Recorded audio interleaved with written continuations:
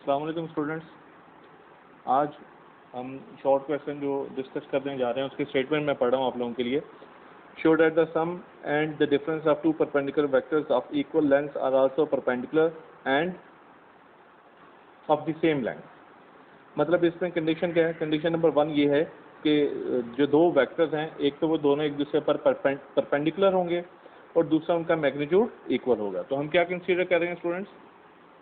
यहाँ पर अगर आप गौर करें तो consider two vectors A and B of equal length. दो वेक्टर्स हम अज्यूम कर रहे हैं, वेक्टर ए और वेक्टर बी, इन दोनों वेक्टर्स की लेंथ इक्वल हो और ये दोनों परपेंडिकुलर हो।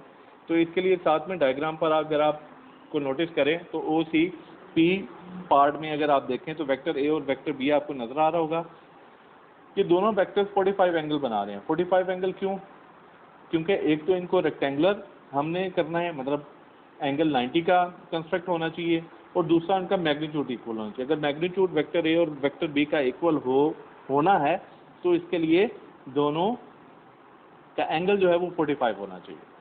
तो हमने वेक्टर्स कंसीडर कर लिए। Two vectors A and B are equal length and perpendicular to each other by head to tail rule. इनका रिजल्टेंट वेक्टर ओपी है जिसको आर से रिप्रेजेंट किया, ऑब्वियसली ये ए प्लस बी के इक्वल होगा।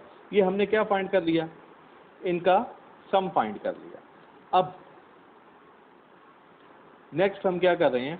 अभी sum R is equal to A plus B, दूसरे हिस्से में क्या कर रहे हैं? इसका डिफरेंस फाइंड कर रहे हैं। अब डिफरेंस फाइंड करने के लिए हमें वेक्टर बी का नेगेटिव वेक्टर फाइंड करना होगा। ये जो वेक्टर बी है इसका नेगेटिव वेक्टर, तो वो माइनस बी होगा।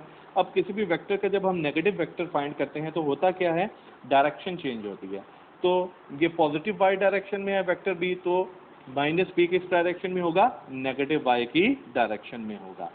अच्छा, अब इसके लिए भी अगेन क्योंकि मैग्नीट्यूड क्या रखना है? इसका सेम रखना है। तो मैग्नीट्यूड सेम होने के लिए क्या ज़रूरी है कि एंगल 45 का। अब इसका रिजल्टेंट वेक्टर R1 रिप्रेजेंट किया है। R1 किसके इक्वल है?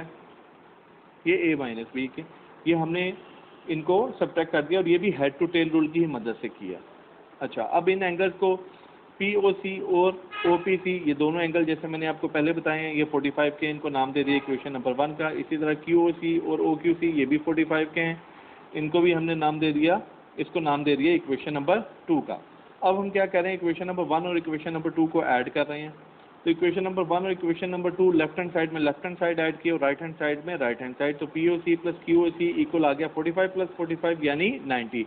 मतलब इन दोनों रिजल्टेंट वेक्टर्स R और R1 के दरमियान एंगल क्या आ गया? 90। तो ये हमने पहला हिस्सा इसका प्रूव कर दिया कि इन दोनों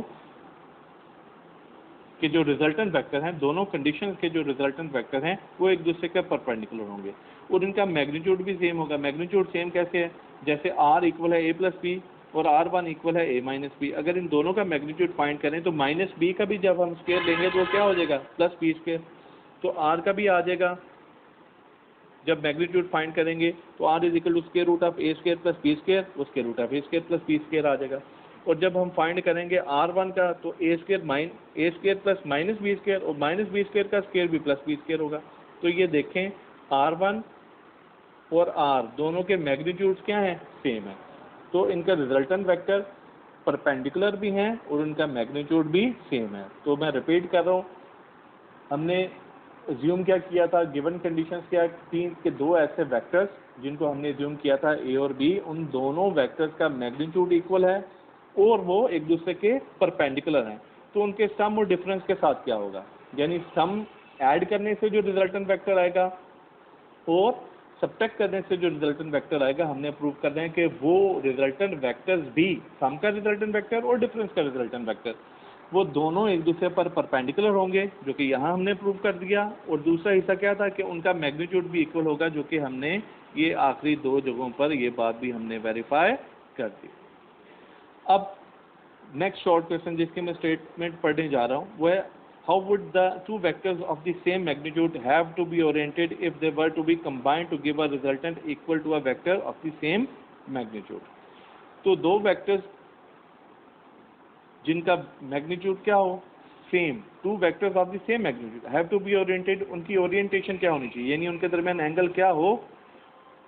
if they were to be combined, अगर आपने उनको एड अप करना है, to give a resultant equal to the vector, कि उन दोनों का रिजल्टेंट उनमें से हर एक वेक्टर के मैग्नीट्यूड के इक्वल हो। तो उसके लिए क्या एक सिंपल सी स्टेटमेंट है, when the angle between two vectors of the same magnitude is 120 degree the magnitude of the resultant is also the same, यानी कि इनके रिजल्टेंट का मैग्नीट्यूड भी इन्हीं वेक्टर्स के मैग्नीट्यूड के इक्वल होगा। इसके बाद नेक्स्ट शॉर्ट क्वेश्चन है, suppose the sides of a closed polygon, polygon many sided figure को कहते हैं, मतलब 3 साइड भी हो सकती हैं, 4 भी हो सकती हैं, 5 भी हो सकती हैं, 6 भी हो सकती हैं। Suppose the sides of a closed polygon represent vector arrange head to tail, कि उनके वेक्टर्स को हमने किस तरह से अरेंज किया, जैसे हेड टू टेल रूल में अरेंज किया होता है। What is the sum of these vectors, तो याद रखिएगा क्लोज्ड पाथ में वेक्टर सम हमेशा 0 होता है।